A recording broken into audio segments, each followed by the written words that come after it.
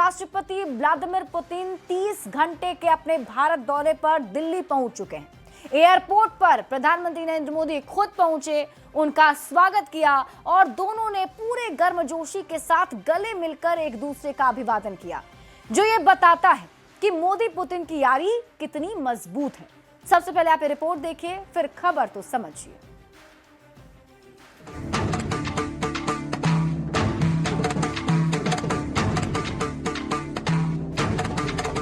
कुछ इस तरह हुआ भारत के सबसे भरोसेमंद और अटूट दोस्त रूस के राष्ट्रपति व्लादिमीर पुतिन का हिंदुस्तान की धरती पर स्वागत।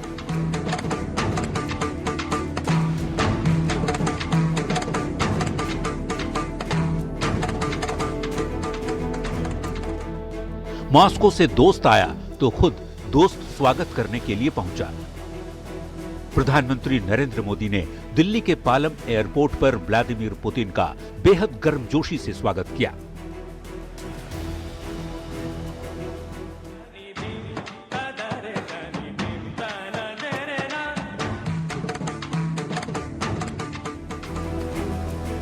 राष्ट्रपति पुतिन और प्रधानमंत्री मोदी ने एक दूसरे को गले लगाकर अभिवादन किया और इसके बाद पीएम मोदी की गाड़ी में रूसी राष्ट्रपति पुतिन बैठे और दोनों एक साथ रवाना हुए।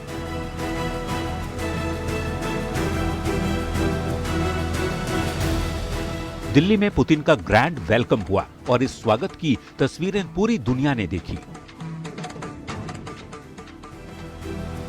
रूस के राष्ट्रपति पुतिन की भारत यात्रा शुरू हो चुकी है। 30 घंटे का ये दौरा भरपूर एक्शन वाला रहने वाला है, जहां दिल की बातें होंगी, दोस्ती की नई मिसाल बनेगी और कई बड़ी डील भी होगी।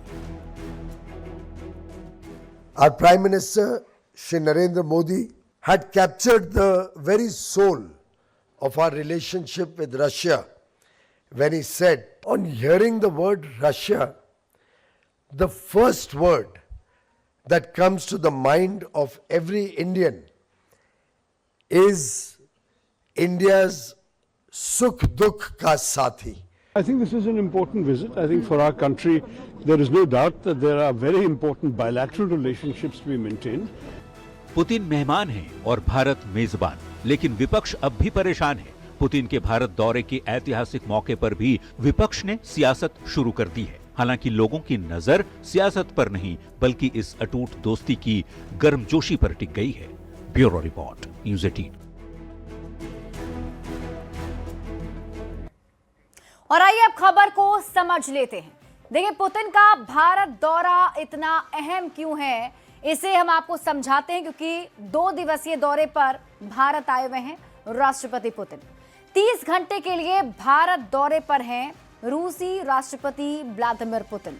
2021 के बाद भारत रूस शिखर सम्मेलन में हिस्सा लेने के लिए पुतिन भारत आए हैं। और आपको बता दें, शीत युद्ध के दौर से भारत और रूस के करीबी संबंध रहे हैं। भारत रूस में विशेष अधिकार प्राप्त रणनीतिक साझेदारी है और कई मौकों पर एक दूसरे के साथ खड़े नजर आए हैं ये दोनों देश। भारत रूस के हथियारों के सबसे बड़े खरीदारों में से एक है और यूक्रेन युद्ध के बाद भारत रूसी तेल का बड़ा खरीदार बना है। अब आप खबर तो समझिए, पुतिन का दौरा इतना अहम क्यों है? तो भारत और रूस का रिश्ता और ज्यादा मजबूत होगा।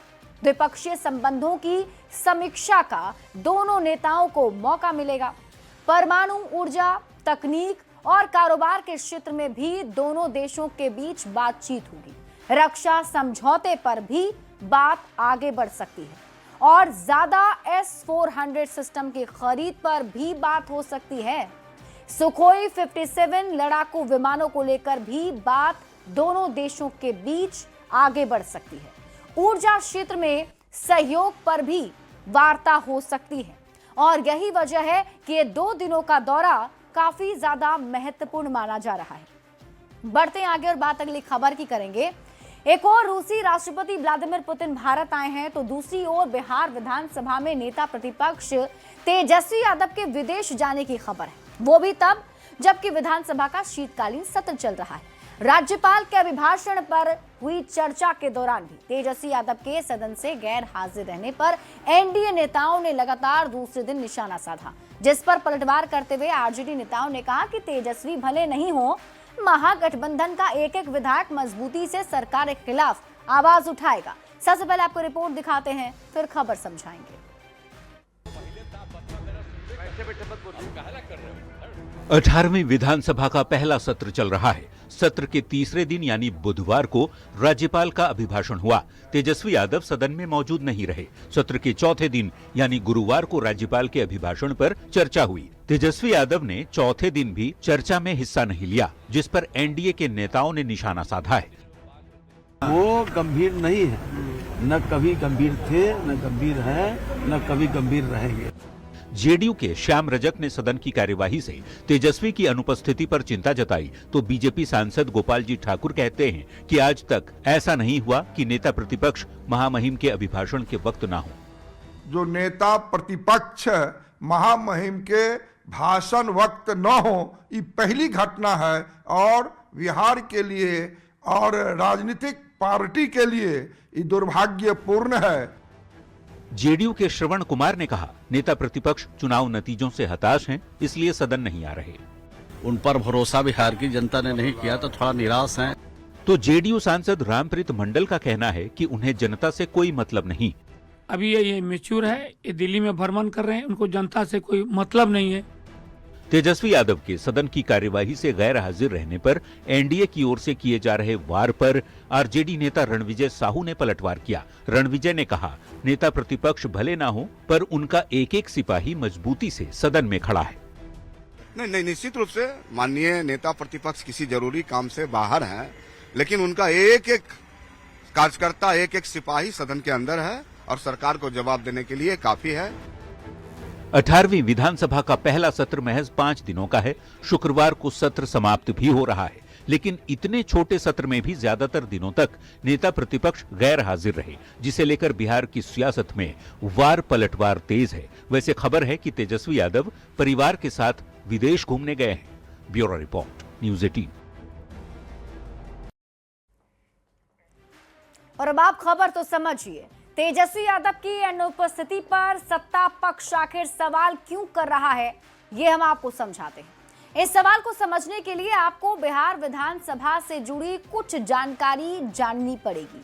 देखिए, मुख्यमंत्री विधानसभा में नेता सदन होता है, यानी कि बिहार विधानसभा में नीतीश कुमार नेता सदन है, जबकि तेजस्वी यादव नेता प्रतिपक्ष हैं, जिसका ऐलान बुधवार को ही हुआ है।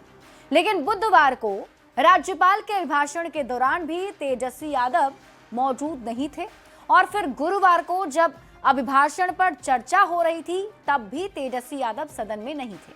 अब ऐसे में सत्ता पक्ष के नेता सवाल उठा रहे हैं, तो फिर वही सवाल कि तेजस्वी यादव के विधानसभा की कार्यवाही से अनुपस्थित रहने पर सत्ता पक्ष सवाल क्यों उठा रहा है।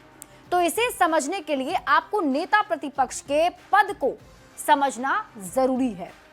देखिए, नेता प्रतिपक्ष जो है वो एक संवैधानिक पद है। लोकतंत्र में नेता प्रतिपक्ष की एक बड़ी भूमिका होती है। नेता सदन के बाद सबसे बड़ी भूमिका विधानसभा में नेता प्रतिपक्ष का ही चेहरा होता है। नेता प्रतिपक्ष सरकार से सवाल करता है, यानी कि जनता के जो मुद्दे हैं उसे उठाकर सरकार से टोका टाकी करता है। अब आप खबर तो समझिए, तेजस्वी की अनुपस्थिति पर सवाल क्यों? तो बिहार में 18वीं विधानसभा का गठन हुआ है और नई विधानसभा का ये पहला सत्र चल रहा है। शीतकालीन सत्र महज 5 दिनों का है। बुधवार को राज्यपाल का अभिभाषण हुआ। अभिभाषण के दौरान सरकार का रोड मैप राज्यपाल ने रखा। गुरुवार को राज्यपाल के ही अभिभाषण पर चर्चा हुई और ये माना जाता है कि ऐसे मौके पर सभी सदस्य मौजूद रहेंगे, और नेता प्रतिपक्ष का पद बड़ा है तो उनसे और ज्यादा अपेक्षा होती है। ऐसे मौके पर नेता प्रतिपक्ष मौजूद नहीं है तो विरोधी सवाल उठा रहे हैं। बढ़ेंगे आगे और बात अगली खबर की। राज्यपाल के भाषण पर चर्चा की शुरुआत करते हुए नीतीश कुमार ने प्रधानमंत्री नरेंद्र मोदी की जमकर तारीफ कर दी। बिहार के विकास के लिए 2024 के बजट में विशेष आर्थिक सहायता के लिए उन्हें धन्यवाद दिया और विपक्ष से भी कहा कि आप लोग भी पीएम को नमन कीजिए। इस पर आरजेडी विधायक भाई वीरेंद्र ने टोका टोकी की है। पहले आप ये रिपोर्ट देखिए, फिर खबर तो समझिए।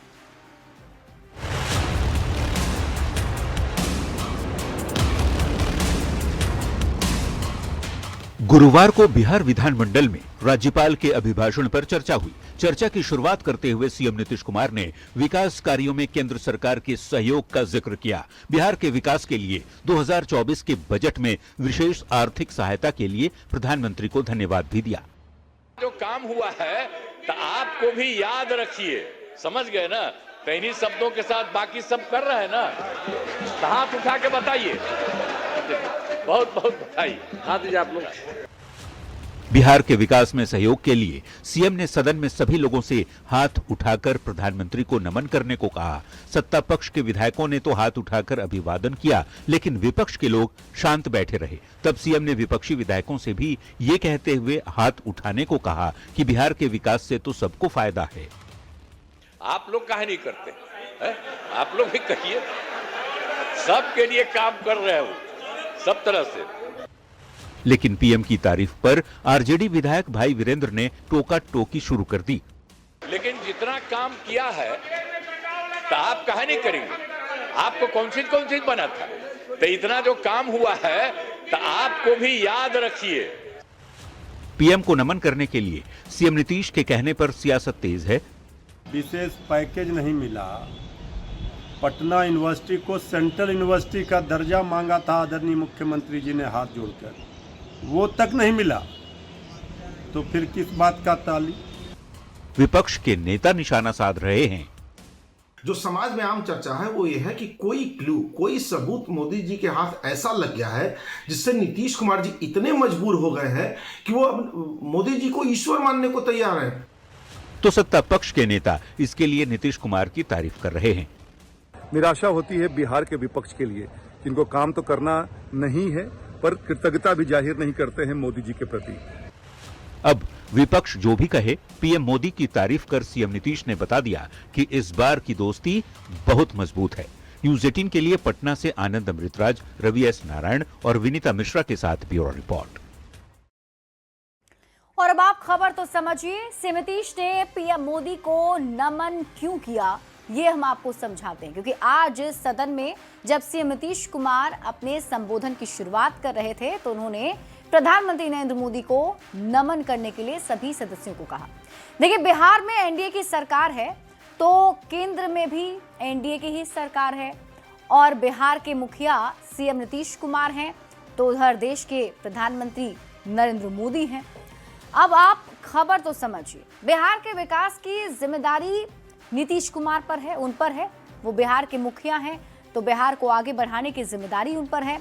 और बिहार जैसे राज्य का विकास बिना केंद्र की मदद के संभव नहीं है।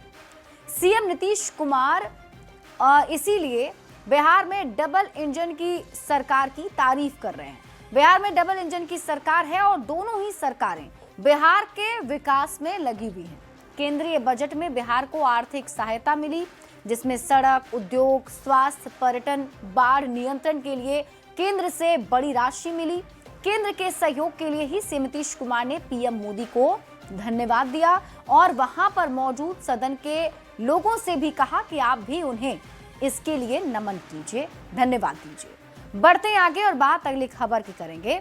बिहार विधानसभा को हाईटेक किया गया है, सदन की कार्यवाही को पेपरलेस किया गया है, पर 5 दिनों के इस छोटे सत्र की शुरुआत से ही टेबल पर लगे टैब ऑन ही नहीं हुए, जबकि माइक का साउंड सिस्टम भी फेल नजर आया। अब विधायक कह रहे हैं कि उन्हें प्रॉपर ट्रेनिंग नहीं मिली है, इसलिए टैब नहीं चल पाया। सबसे पहले आप रिपोर्ट देखिए, फिर खबर तो समझिए।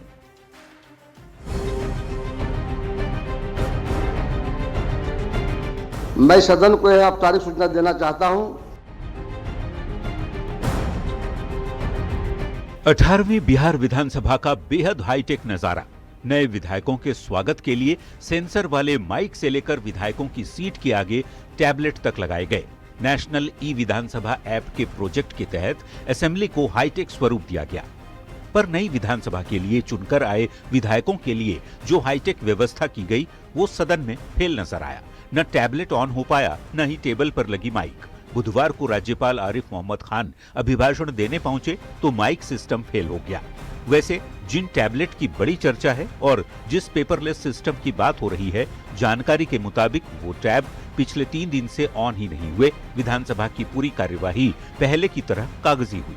अब हाईटेक विधानसभा में चुनकर आए माननीय सदस्य कह रहे हैं कि चूंकि उन्हें टैब चलाने की प्रॉपर ट्रेनिंग नहीं मिली, इसलिए टैब का उपयोग नहीं कर पाए। तो डिजिटल हुआ है विधानसभा, तो सभी एमएलए को ट्रेनिंग के लिए भी माननीय उप मुख्यमंत्री जी ने, सम्राट चौधरी जी ने आज कहा है, तो उनको ट्रेनिंग भी होगी और अगले सत्र से वो विधिवत टैब जो है काम करने लगे। है कि कोई 1 घंटे 2 घंटे का कुछ क्लास होगा, लोग बताएंगे कि क्या करना है, फिर हम लोग उसको देख के आगे काम करेंगे। अभी तक तो काम उसका शुरू नहीं हुआ है, उसकी ट्रेनिंग कराई जानी चाहिए। अधिकांश विधायक लोग इन चीज़ों की ट्रेन नहीं है। मोबाइल चलाना अलग बात है, लेकिन वहाँ टैबलेट को इस्तेमाल करने के लिए उनकी ट्रेनिंग होनी चाहिए। बिहार सरकार के मंत्री श्रवण कुमार भी कहते हैं कि नई टैब और माइक की जांच होगी, विधायकों को ट्रेनिंग दी जाएगी, तब सब कुछ ठीक हो जाएगा। काम कर रहा है नहीं, अभी हम लोगों ने चेक नहीं किया है, और अगर ट्रेनिंग होगी तो सब कुछ की समीक्षा होगी, सब कुछ की जानकारी मिलेगी। और जब खराब रहेगी तो बदले जाएगी, अच्छा रहेगा तो चलेगा। बिहार विधानसभा को पेपरलेस किया गया इस सुविधा के लिए, ताकि विधायकों को सदन की कार्यवाही में आसानी हो, पर ये प्रयास फिलहाल कागजी साबित हुआ।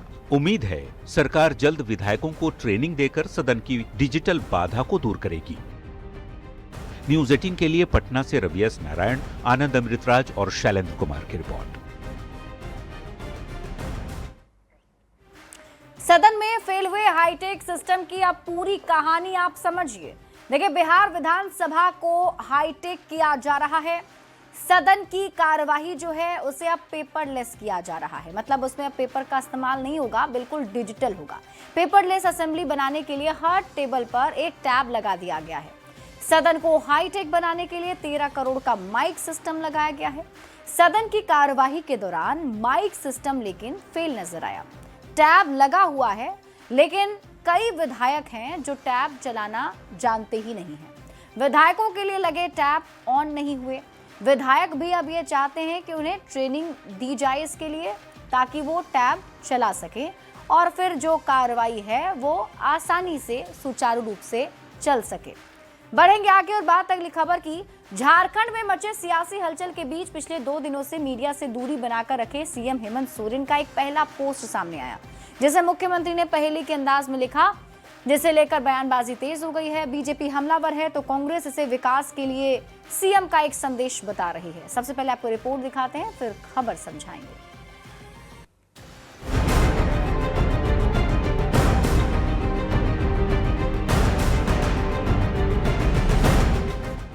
जी हां, झारखंड में मचे सियासी हलचल के बीच सीएम हेमंत सोरेन का पहला पोस्ट सामने आया है। सोशल मीडिया एक्स पर लिखा, आपके चेहरे की खुशी, आपके संघर्ष, आपके समर्पण का गवाह है। षड्यंत्र थोड़े समय के लिए सत्य को धुंधला जरूर कर सकता है, पर उसे कभी भी मिटा नहीं सकता है। सीएम के पोस्ट पर बीजेपी ने हमला बोलते हुए कहा, मुख्यमंत्री पहेली पहेली क्यों खेल रहे हैं? बीजेपी ने कभी नहीं कहा कि वो जेएमएम के साथ सरकार बनाना चाहती है।